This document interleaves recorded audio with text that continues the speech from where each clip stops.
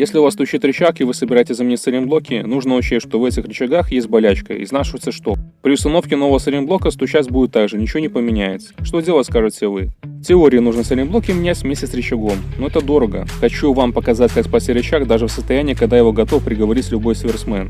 Но всем воговодам давно уже известно все доступные способы борьбы с износом от термоусадки до охотничьих патронов с помощью пластин от консервной банки, сварки и наплавки. Но я хочу вам показать вариант без доработки. Эти сайлентблоки штатно устанавливаются на Audi S3, либо пожестче от Audi RS.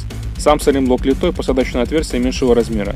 Но его нужно будет забивать. Грани жестко держатся и не расползаются при нагрузках. Если сайлентблоки не помогут, также у автомобиля на данной платформе появляется подвижность подрамника относительно кузова автомобиля в местах его крепления. Для того, чтобы закрепить подрамник, устанавливаются новые болты от Skoda Super.